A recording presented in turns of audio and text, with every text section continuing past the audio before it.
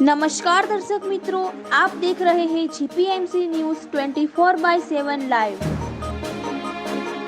ખેડામાં પુત્ર મોહમાં અંધ બનેલા કળિયુગી પિતાએ પોતાની 7 વર્ષની દીકરીને માતાની સામે જ કેનાલમાં ફેંકી મોતને ઘાટ ઉતારવાનો મામલો આવ્યો સામે।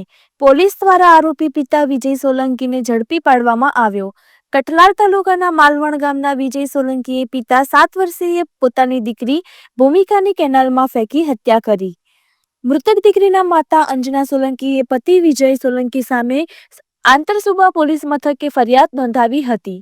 શરૂઆતમાં પિતા દ્વારા માતાને દબાણ કરવામાં આવ્યું હતું કે દીકરી માછલી જોવા જતા કેનાલમાં પડી ગઈ છે એવું કહે છે, નહીં તો છૂટાછેડા આપી દઈશ, પરંતુ માતાએ તેના ભાઈને જાણ કરતા સમગ્ર મામલો પોલીસ સ્ટેશને પહોંચ્યો હતો। આંતરસુબા પોલીસ દ્વારા આરોપી પિતા વિજય સોલંકીની ધરપકડ કરવામાં આવી। આરોપી દ્વારા પોલીસ પૂછપરછમાં ગુનાની કબૂલાત કરવામાં આવી। જાણો સમગ્ર કેસની માહિતી। ખેડા જિલ્લા એસપી પોલીસ શ્રી રાજેશભાઈ ગઢિયા દ્વારા। Reporter Sanjay Chunara, Kheda, GPMC news 24/7 live. Antarsuba police સ્ટેશનમાં જે ઘટના બનેલી છે એ 10 તારીખે રાત્રે આશરે 8 વાગે બનેલી છે અને એમાં જે વાઘાવત ગામ વાળું નર્મદાનો જે બ્રિજ છે એ જગ્યાએ આજે માલવણ ગામના જે આરોપી છે વિજયભાઈ એમના દીકરી 7 વર્ષની ભૂમિકા અને એમના પત્ની અંજનાબેન એ લોકો માતાજીથી દર્શન કરીને પરત આવતા હતા અને 8 વાગે જે દીકરી છે એ માછલી બતાવતા હતા એની દરમિયાન હાથમાંથી છટકીને નીચે પડી ગઈ એ મુજબની જાહેરાત એ લોકોએ પોલીસ સ્ટેશન ખાતે આપેલી અને દીકરીનું ડેડ બોડી નદી કેનાલમાંથી મળી આવેલું અને આગળ અનનેચરલ ડેથ દાખલ કરી અને જે કંઈ કાયદેસર કાર્યવાહી કરવાની થતી હતી એ તમામ કાર્યવાહી પીઆઈશ્રીએ કરેલી। પરંતુ એમના જે નાની છે એમના આક્ષેપ એવા હતા, એમને એવી શંકા હતી કે આ જે વિજયભાઈ છે એમણે એમની જે દોહિત્રી છે એને પાણીમાં ફેંકી દીધેલી છે। એટલે ડીવાયએસપી અને પીઆઈને સૂચના આપવામાં આવેલી અને એ લોકોએ અંગત રસ લઈ આ જે કપલ છે વિજયભાઈ, એમના પત્ની અંજનાબેન, એમના જે અંજનાબેનના માતા પિતા છે તમામ જોડે ડિટેલમાં વાતચીત કરી, ડિટેલમાં ઇન્ટ્રોગેશન કર્યું અને અંજનાબેને ત્યારબાદ ગઈકાલે એ વાત કબૂલી અને જાહેરાત આપી કે એમના પતિ જે છે એમને જ એમની દીકરીને કેનાલમાં ફેંકી દીધી હતી અને આ બાબતના કારણો જાણવા માટેનું જ્યારે પૂછવામાં આવ્યું ત્યારે અંજનાબેને જણાવ્યું કે એમને ઓલરેડી 2 દીકરી હતી, એક દીકરી હતી અને ત્યારબાદ બીજી દીકરી પણ થઈ, એ 3 વર્ષની છે।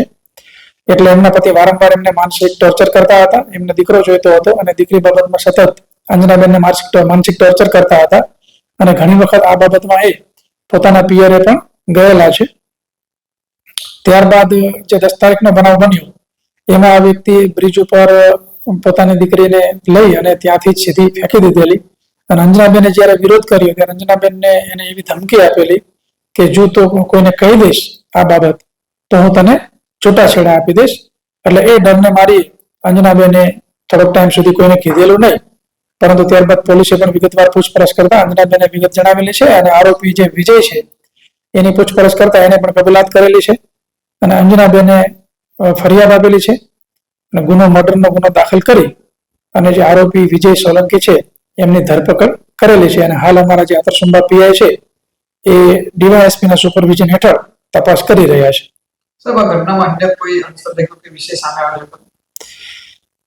ના, અંધશ્રદ્ધા કે બીજી કોઈ બાબત તો ધ્યાને નથી આવેલી, પણ મૂળ બાબત આ એક જે છે કે છોકરા અને છોકરી વચ્ચેનો ભેદભાવ સામાજિક રહે છે, આવી બાબત હોવી જ નહીં જોઈએ।